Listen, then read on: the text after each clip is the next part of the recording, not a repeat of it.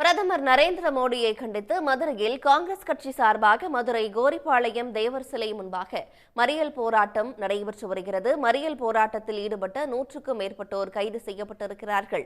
இது பற்றிய கூடுதல் தகவல்களுடன் செய்தியாளர் செல்வகுமார் இணைகிறார்.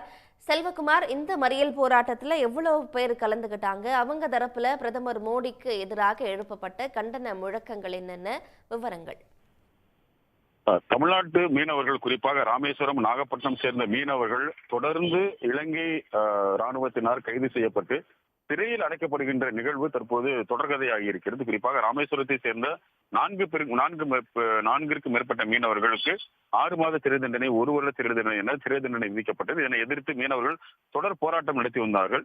இந்நிலையில் மீனவர்களுக்கு ஆதரவு தெரிவிக்கும் விதமாக தமிழ்நாடு மீனவர்கள் சிறை அடைக்கின்ற இலங்கை அரசை கண்டித்தும், அதே போன்று பாரதிய ஜனதா அரசு, குறிப்பாக பிரதமர் மோடி தலைமையிலான இந்த அரசு எந்தவித நடவடிக்கையும் எடுக்கவில்லை என்பதற்கு கண்டனம் தெரிவிக்கும் விதமாக தற்போது தூத்துக்குடிக்கு வந்திருக்கக்கூடிய அந்த பிரதமர் நரேந்திர மோடிக்கு எதிர்ப்பு தெரிவிக்கின்ற வகையில் கருப்பு நிற சட்டைகளை அணிந்தும் கருப்பு கொடிகளை ஏந்தி காங்கிரஸ் கட்சி மதுரையினுடைய மாவட்ட தலைவர் கார்த்திகேயன் தலைமையில் 100க்கும் மேற்பட்டோர் மதுரை கோரிப்பாளையம் தேவர் சிலை முன்பாக தற்போது மறியல் போராட்டத்தில் ஈடுபட்டு இருக்கிறார்கள்.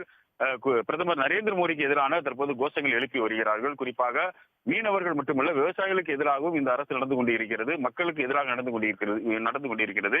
எனவே உடனடியாக இவர்களுக்கு மீதான கண்டனத்தை பொதுமக்களிடம் பதிவு செய்யும் விதமாக இந்த போராட்டத்தை நடத்துவதாக காங்கிரஸ் தெரிவித்திருக்கிறார்கள். முக்கியமான சந்திப்பு என்பதால் இந்த கோரிப்பாளையம் சந்திப்பில் தற்போது காங்கிரஸ் சேர்ந்த கட்சியை சேர்ந்த மறியலில் ஈடுபட்டு வருவதால் போக்குவரத்து ஸ்தம்பித்திருக்கிறது. அவர்களை போலீசார் கைது செய்து தற்போது அவர்களை அழைத்து செல்கின்ற பணி நடைபெற்று வருகிறது. தொடர்ந்து அவர்கள் பாரதிய ஜனதா கட்சிக்கு எதிராகவும் பிரதமர் நரேந்திர மோடிக்கு எதிராகவும் தங்களுடைய கண்டன கோஷங்களை எழுப்பி அவர் தற்போது கைதாகிறார்கள். உடனுக்குடன் செய்திகளை தெரிந்து கொள்ள சன் நியூஸ் பெல் ஐகானை கிளிக் பண்ணுங்க.